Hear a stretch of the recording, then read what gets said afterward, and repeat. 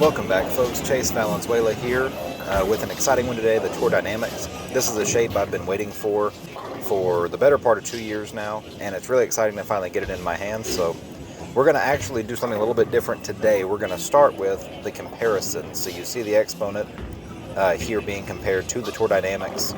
Overall, the Tour Dynam-X is super different than anything else we have in the bag. The overall shape is somewhat familiar because it does use that same core that was featured in the Rubicon series, the Rondor core. I wasn't a big fan of the original Rubicon, but I really liked the Rubicon UC2, the Pearl version. And so when I saw that they were using the Rondor core with a solid cover stock, I knew that this could kind of go either way for me.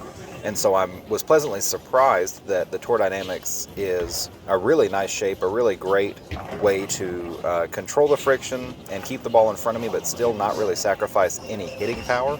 That's one of the things I notice about a lower differential asymmetrical ball or an asymmetrical ball with a lower intermediate differential. This ball happens to check both of those boxes, but even though it technically flares less and hooks less overall, it does tend to hit like a big ball, so you really get a nice high carry percentage, and you don't have to sacrifice anything to be able to control the lane like that. Balls like the IQ Tour Solid can get behind the head pin a little bit, and if I have to get across the lane a little more, the IQ Tour can tend to be a little prone to flat tanning.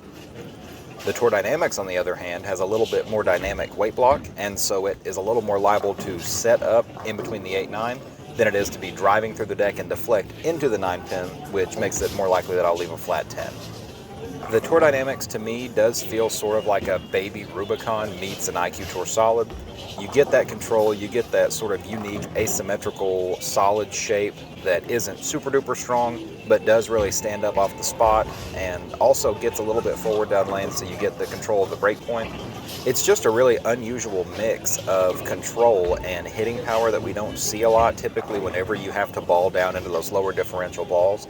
They're better in front of you, and then as you get in and shape them, they hit worse and worse, and you've got to kind of ball up or core up in order to cover boards. And I don't think the Tour Dynam-X is going to be that type of ball. I think it really is going to keep its axis and split the 8-9 properly, even getting across the lane, but it's also going to provide that asymmetrical sort of hook set motion when you want to keep it in front of you. That type of versatility is really unique and something we've been missing in our line because it's so specific to these lower differential asymmetrical balls. So they have a lower amount of asymmetry and or a lower flaring core in general. Again, this one has both of those characteristics, and so it really is an extreme example of what these types of balls provide you. The IQ Tour featured in this comparison is actually on a stronger layout, so you saw it hook quite a bit more than the Tour Dynam-X.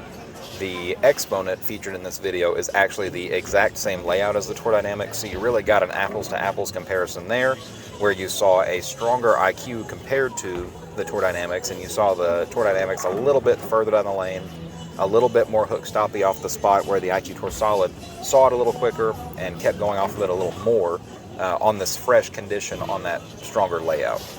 I really feel like we've been missing the Rubicon shape since those balls have been discontinued. I'm a huge UC2 fan, like I said earlier. I'm on, I believe, my 5th one. I've still got one that is in the rotation a little bit. And so to see that core shape back is really exciting. And to see it in a package that also fills a gap for us, which is that lower differential asymmetrical ball, is also really exciting. I'm really happy to finally have a shape like this in my bag. This one is pin up. It's 5 1/4 by 4 by 2.5. I'll definitely be drilling another one of these with the pin below the fingers, probably on a 4.5-inch pin to PAP. So if you'd like to see a comparison between this one and that pin down one here soon, let me know in the comments down below. The release date on this bad boy is August 18th. Go get yours at your local pro shop or come see me inside Millennium Bowl at Bowl 101 at least for the next couple of weeks. More on that in an upcoming video.